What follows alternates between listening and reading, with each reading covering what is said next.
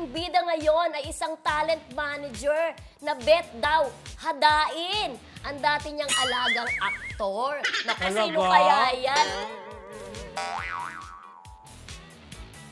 Yes, go! Yes, ayon sa kwento, pinapunta umano ni talent manager si aktor sa bahay dahil may pag-uusapan daw silang project para sa aktor. Pagdating daw ni aktor sa bahay ng dating manager, pinapasok daw niya ito sa kwarto at doon sila nag-usap. Doon daw mag-usap? Correct. Oo. Di syempre nagulat si aktor, nagtaka. Bakit doon pa? At lalo siyang nagtaka na may alak na sa kwarto. Ay, pag may alak, may balak. Correct. At magiinuman muna raw sila habang pinag-uusapan ang project ng aktor. Siyempre, si aktor kinutuban na. Ay, ganon? Naku, may something. May balak itong si dating manager. Kaya sinabi niya, aalis na lang siya at susunod na lang sila mag-usap. Sa susunod na lang sila mag-usap. And then? Kasama raw siya na naghihintay sa kanya ay ang kanyang kotse. Ganon. Para may kasama siya na naghihintay sa kotse. Okay. After ng insidente na yon, nag-decide si aktor na magpalit ng manager. Talbo. Naku, meron akong Ito ba yun? Hindi ko nga bagit wala ko nga kung sino yan Ito ba yung pinapunta yung alaga niya sa sa kondo niya?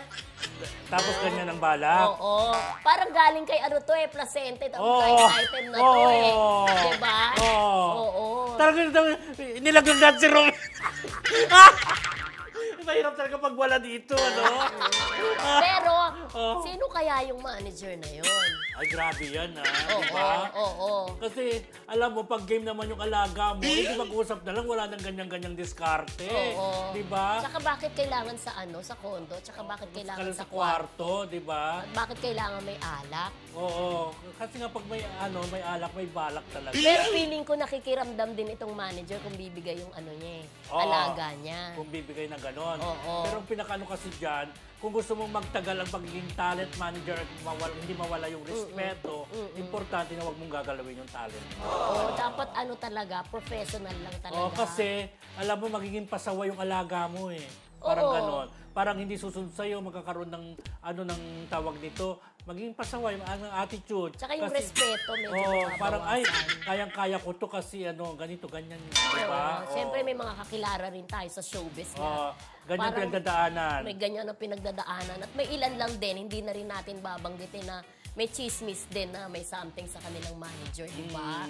Pero magugulat na lang tayo na aalis na lang yung talent na yon doon sa kanyang manager at alam na natin yung dahilan. Yun, correct, diba? correct. Oo, yes! Hula-hula na po kayo kung sino ang aming tinutukoy na aktor na pinatawag ng kanyang manager para mag-usap sa susunod na project. Pero ang nangyari ay may dalang alak at pinapasok sa loob ng room. Sikat ba yung actor na yan? O same-same lang ang career? Parang lang? Sikat naman siya. Talaga? Ayan. Ibulong mo sa akin, parang wala akong idea. Wala ka idea. O para mahina ngayon ang ko, radar ko. Oo, mahina. Kasi medyo may nararamdaman tayo pareho. May nararamdaman tayo. Pero syempre, di ba, get well soon pa rin sa ating kaibigan na si Romel Placente, no? Nang hawa ka, ha? Di ba? Nahawa tayo pare-pareho. Oo.